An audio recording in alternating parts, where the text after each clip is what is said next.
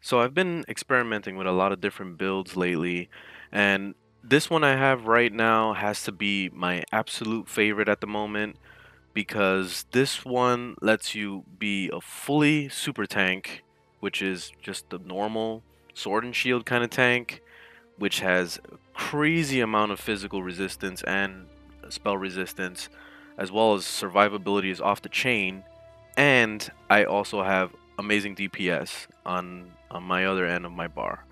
So I'm going to show you what I got running here. On my tank side, I am running Sword and Shield, of course, and I'm just doing Pierce Armor, which is nice because it lowers their resistance every time you hit them with it for 12 seconds. Really nice to have, and it's also your taunt, so that's going to be your main bread and butter.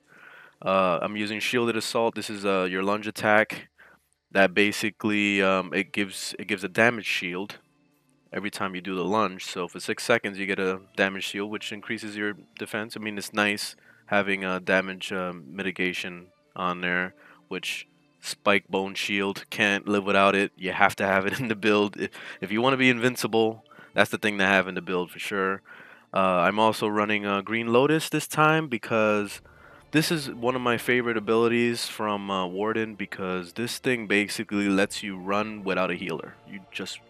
You could literally survive on your own by just doing heavy attacks over and over. Light attacks restore 1300 health also, so it's nice. But the main thing is holding that heavy attack so you can charge your stamina back and also get 4000 health right there. Bop. So it's really excellent. And then I'm also using Bull's Netch to get that stamina regen. It's very minor, but it's still a little something. And the main thing is to get that weapon spell damage up by 20%. So these are basically powers that I pop before I go into this line, which is my DPS line. And what I'm using on here is Subterranean Assault, always as my opener. I usually I start that up, and I start running in there with Arrow Barrage, which is AOE around the center, and also Gripping Shards, which is AOE around me too. So basically, between the two of these right here, you're getting some crazy damage. And then also, I got this new thing in my tray, which is another heal.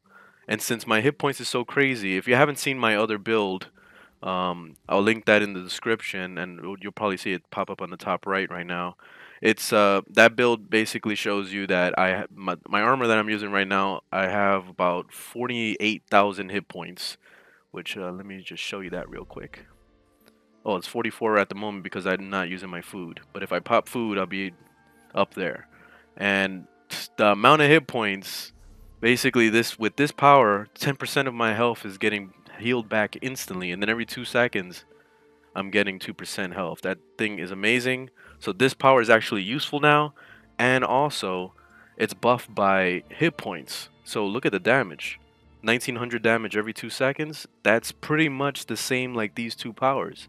So popping this, and this together is just the AoE damage around you that's going on is pretty crazy.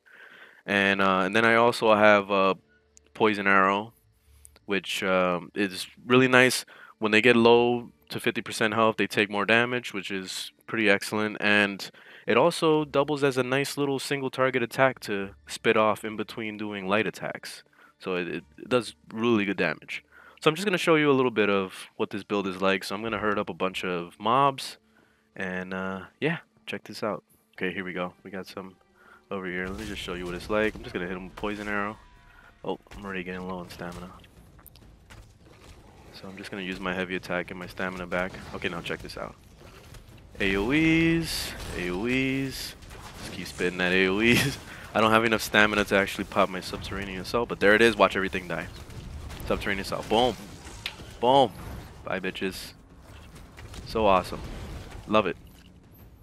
Look at that. I barely took any damage.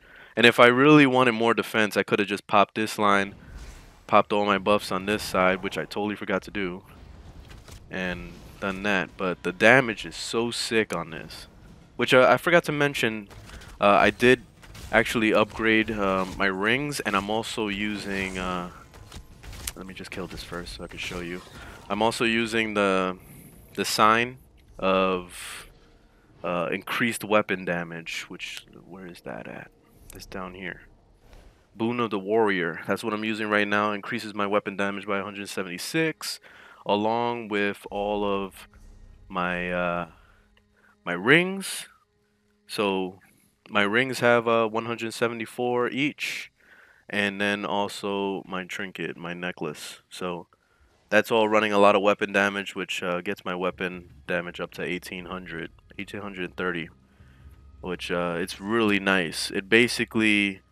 Um, it basically matches up to me having a stamina build, which if I did run medium armor, I'll probably do some crazy damage, but the thing is that the survivability will be gone if I did that. So I'm not gonna risk that. That's why my stamina is really low, but it's cool because that's not what I'm focused on. I'm focused on having a lot of health. So this lets me be the super tank that I can be and also have amazing damage. So yeah, I'm gonna also show you a dungeon in a second. Let's just log into any random dungeon. Okay, here comes this is a Wayrest Sewers 1. Just loaded into this so we can show you what it's like here. I'm just gonna hurt up a bunch of shit, whatever. Let's go. Oh, I forgot to pop my food. Let me pop my food. Come on guys, follow me. Come on. Everybody, come on. Alright, here we go. Now watch this shit. Let me just not die. Ooh, they want to kill me. You see, but if I hold down heavy attack, look at my healing. It's really fucking sick. Look at that. Love it.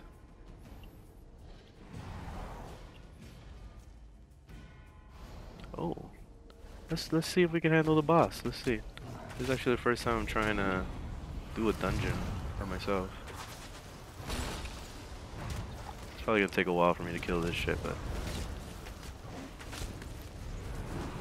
oh, okay. You trying to smack me and shit?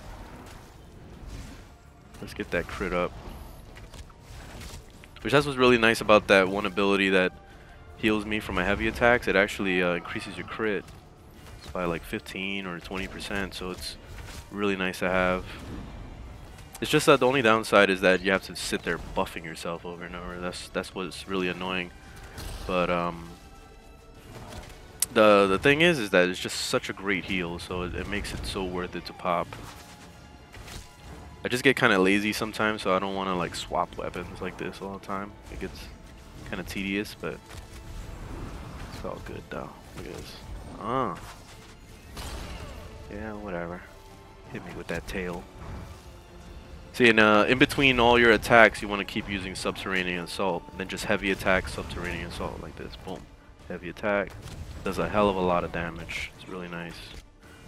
And then just keep popping all your AoEs. Pop the buffs. Oh, I ran out of mana.